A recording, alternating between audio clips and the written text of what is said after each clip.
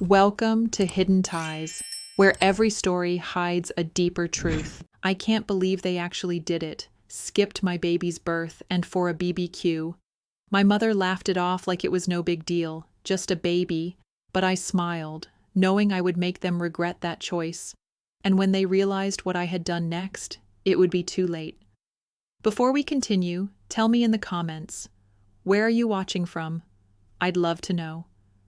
It was a day like any other, or at least I thought it would be. I was already in my 9th month of pregnancy, waddling around the house like a woman in slow motion. The baby was due any day, and I was finally starting to feel the pressure of everything coming together. But in the back of my mind, I couldn't shake the nagging thought. Would my parents even be there for me?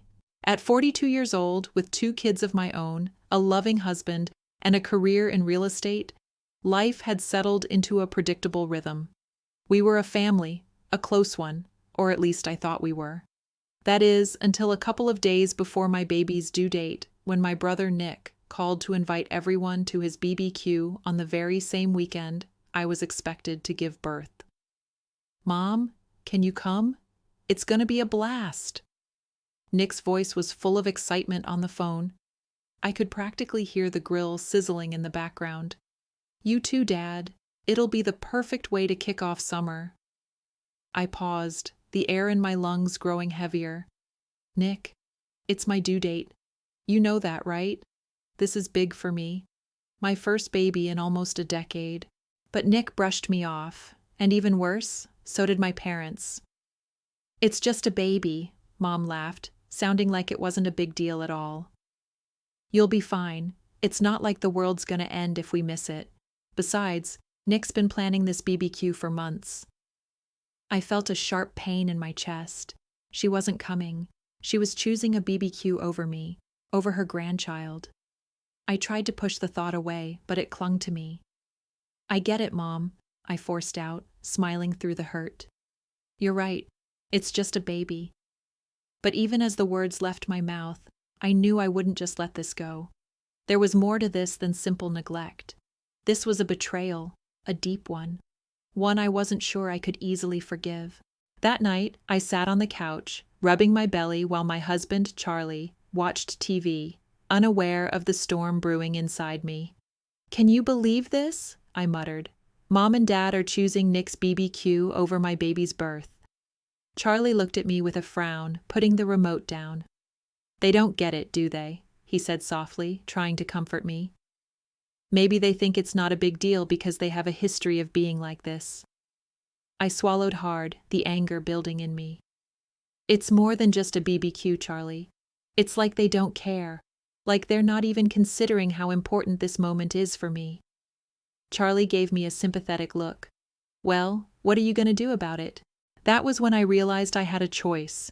I could either sit here, sulking in my hurt, or I could do something that would leave them with a lesson they'd never forget. I wasn't going to let them off the hook so easily. They wanted to play it casual? Fine, I had my own plans. It wasn't that I wanted to get revenge in the typical sense. It wasn't about hurting anyone. But I couldn't just let my parents act as though my life, my child, didn't matter. If they were going to skip my baby's birth for a BBQ, then I was going to make sure they'd think twice about ever doing something like this again. So, that night, I hatched a plan. I spent the next day, Thursday, lying in bed, staring at the ceiling, my thoughts swirling. The contractions were already starting to come, though nothing too serious yet. Still, it was a reminder that time was ticking. I didn't have a lot of time left before my baby arrived, and that's when it hit me. Why not make my parents think they missed something bigger than just the birth? Why not make them believe they'd missed out on something that would haunt them forever? The plan would be simple but effective. I would pretend that something went wrong. I would create a small, believable crisis, just enough to make them panic.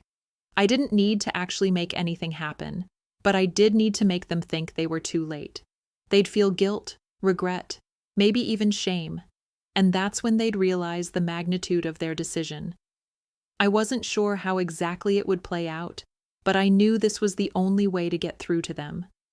I needed them to understand that this moment wasn't about my brother's BBQ. It was about family, about being there when it counted. Charlie wasn't thrilled when I told him my plan. "You sure about this?" he asked, raising an eyebrow. "I mean, it sounds kind of manipulative. I don't want you to do something you'll regret later." I rubbed my belly, the baby kicking gently inside me, as if in agreement. "I'm not going to hurt anyone, Charlie. I just need them to understand how wrong they are." Charlie was quiet for a moment, then sighed. "All right, but don't go too far, okay? You don't need to cause unnecessary stress for yourself." I nodded, though I already knew what I had to do. I wasn't going to back down. The more I thought about it, the more certain I became. That night, around midnight, I set everything in motion. I made a phone call to my best friend, Sarah, who worked at the hospital where I was planning to deliver. "I need you to help me set something up," I said, my voice low but firm.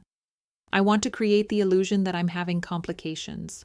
Not serious, just enough to make them worry. Can you get the nurses to play along?" She was skeptical at first, but after a quick explanation of my plan, she agreed.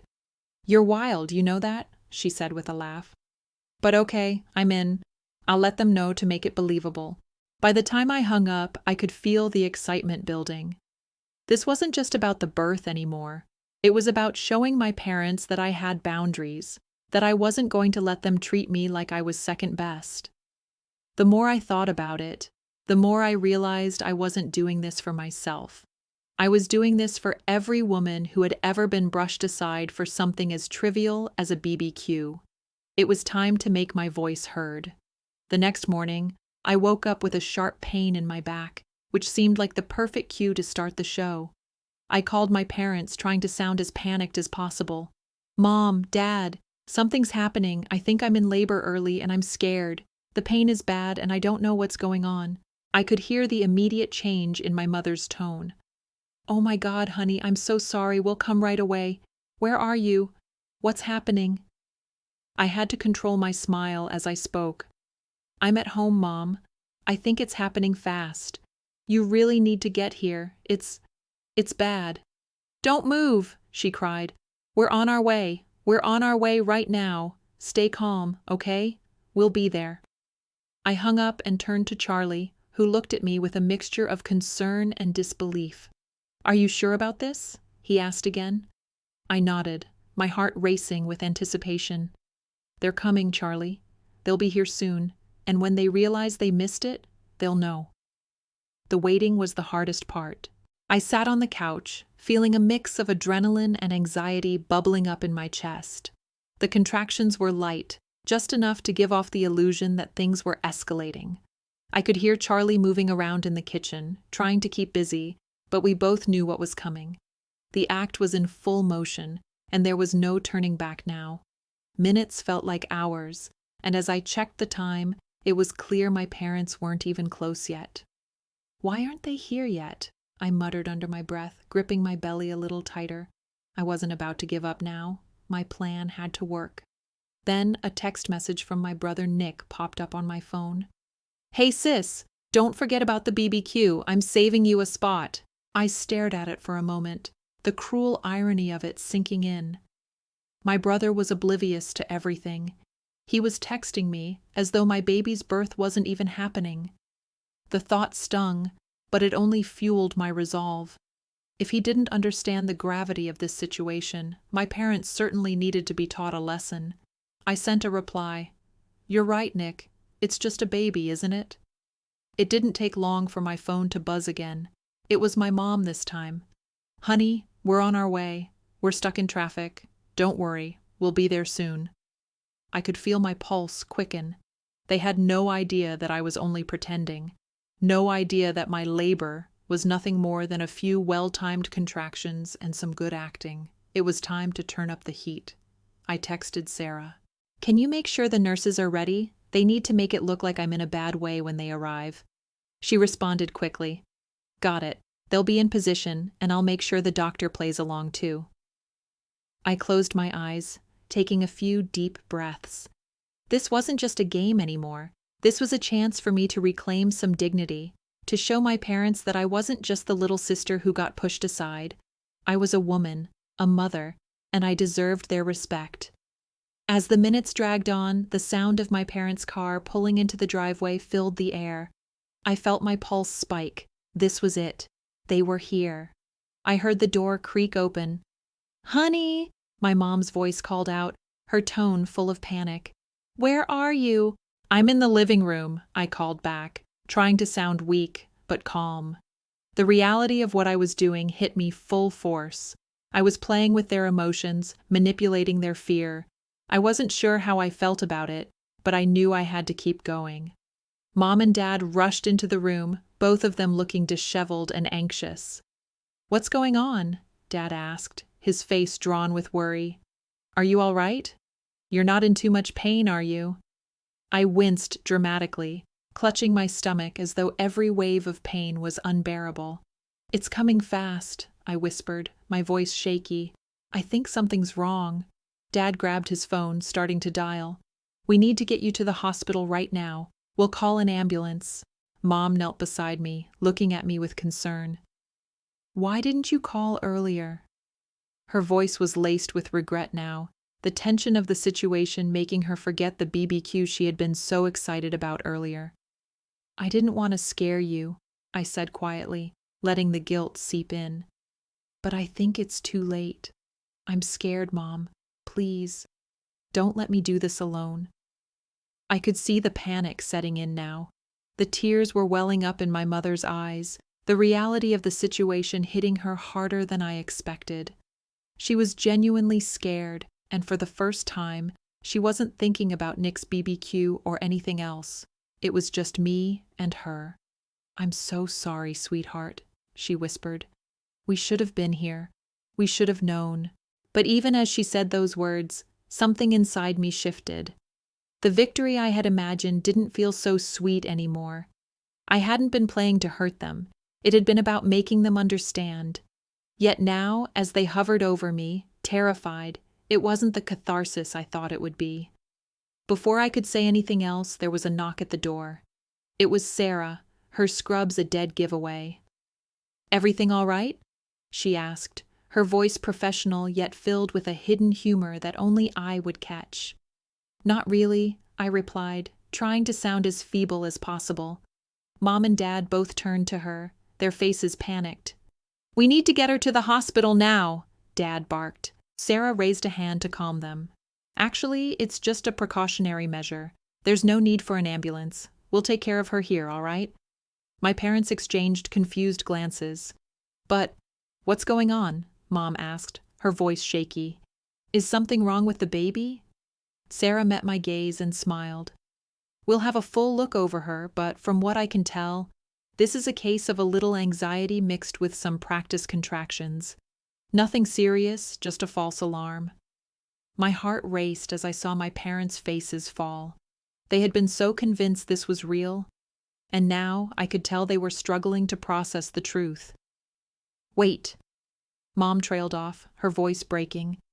"You mean it's all just a trick?" I nodded, holding back the urge to laugh, but my voice remained steady. "I just wanted you to understand how much this meant to me. I'm not just some afterthought. You made me feel like I wasn't worth showing up for, and this was my way of showing you how wrong you were." The silence that hung between us was suffocating. My parents stared at me, unable to process the depth of what I had just done. I could see the guilt starting to settle in their eyes, the weight of it sinking deeper with each passing second. Mom, whose hands had been trembling as she knelt beside me, slowly pulled away and stood up. Her face was pale, her lips pressed tightly together, like she couldn't find the words to say. For a moment she seemed almost smaller, as though the life she had been so sure of, the rules she had followed for so many years, were being challenged in a way she couldn't understand. I don't know what to say," she whispered, her voice barely audible. Dad, standing off to the side, looked equally shaken. He ran his hand through his thinning hair, clearly frustrated. "What was the point of all this, huh? Why do you have to do something like this to get our attention?" I sat up, pushing the blankets aside, The pain from my earlier contractions, gone. The point, Dad, was that you needed to see that I'm not just some side project. I'm not just a baby. I'm your daughter, and I needed you here. You both acted like it didn't matter. The words tumbled out, harsh and raw. I wanted you to understand how much it hurts to feel abandoned, especially at a time like this. You can't just waltz in and out of my life like that. I'm not asking for much, just a little respect, a little consideration. Mom opened her mouth to respond, but no words came out. She looked down at the floor, and for the first time, I saw her as human, flawed, and regretful. The tough exterior she had always worn seemed to crack, just for a moment, and that made my anger simmer down a little. But the hurt was still there, too. Is this what it takes to get your attention? I continued, quieter now. You couldn't even make the effort for something this important. For me. I didn't mean to hurt you, my mother finally said, her voice breaking. You know that, don't you? It was never about you. It's just, I didn't think. I didn't understand how much it meant. I thought you'd be fine. I thought we'd be there soon enough. Yeah, well, I said, the bitterness creeping back into my voice. You thought wrong. It wasn't just about the birth anymore. This moment, this confrontation, was about everything. It was about the years of overlooked birthdays, skipped events, the sense of always being second to something else. My brother Nick had been their golden child. He was the one they never questioned, the one they always went out of their way to support. And I had always been the one who quietly accepted whatever scraps they gave me. Now I was finally standing up for myself. I wasn't going to let them minimize my feelings. Not anymore. Charlie stood in the background, silent, watching the scene unfold, clearly uncomfortable but unwilling to intervene. He understood that this was something I had to do on my own, even if it meant pushing my parents to their breaking point. I get it, okay? My dad said after a long, tense silence. I messed up. I should have been here. But you've got to understand, we've got our own lives too. We can't just drop everything. But you did drop everything for Nick's BBQ, I shot back, voice trembling with frustration. And you didn't even blink. We didn't, he began, but I interrupted him. You didn't think, I snapped. And that's the problem.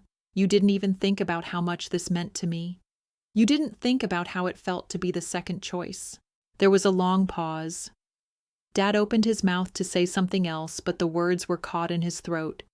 His shoulders slumped, and his eyes fell to the floor. For the first time in years, I saw him vulnerable. My father, the one who always had an answer for everything, who never admitted to mistakes, was finally quiet. The realization hit me then. This wasn't about the BBQ, it wasn't about the birth, it was about breaking down the walls we had built between us. My parents had never seen me as anything more than their dutiful daughter, the one who never complained. They had no idea how long I had been carrying this weight of feeling invisible, and I wasn't sure they would fully understand even now. But at least they were hearing me. It's never been about the little things, has it? I said quietly. It's been about all the things you just didn't see. There was another long silence before Mom took a shaky breath. I'm sorry, we made a mistake. I don't know how else to say it, but I'm sorry. Dad nodded, his lips pressing into a thin line. We messed up and we should have been here. You're right. It wasn't enough. Not yet. But it was a start. I didn't want their apologies. I didn't want their regret. I wanted change. I wanted to know they would be there for me from now on, that they would show up when it mattered. I'll forgive you, I said slowly, letting the words sink in. But only if you really understand why this hurts. Not just because you got caught, but because you get it now. You get what it feels like to be overlooked. Mom nodded, tears in her eyes. I do, and I'm so sorry. I stared at her for a long moment, unsure of what to do with the weight of it all. The sting was still there, but a part of me could feel the knot inside me loosening just a little. They were trying, and for now, that was enough. The next few days were a blur, but in a way, everything felt different. My parents were trying harder. They were calling me daily, checking in, offering help, doing things they hadn't done in years. The strain between us hadn't disappeared, but the ice was starting to crack, and for the first time, I felt like my feelings really mattered. But there was still a part of me that wasn't quite sure if this new version of them was real, or if it was just temporary. They were trying to atone for their mistake, but would it last? It didn't take long for the first test to come. Nick's birthday was approaching, and this time, there was no BBQ on the horizon. Mom called me a few days before. "Honey, I'm so sorry, but I have to be honest," she said, her voice tight. "Nick's having a small get-together, and we're planning to go. It's just, I know I promised we'd be there for you, but—" "Let me guess," I interrupted, keeping my tone level. "You're going to go to Nick's thing again, aren't you?"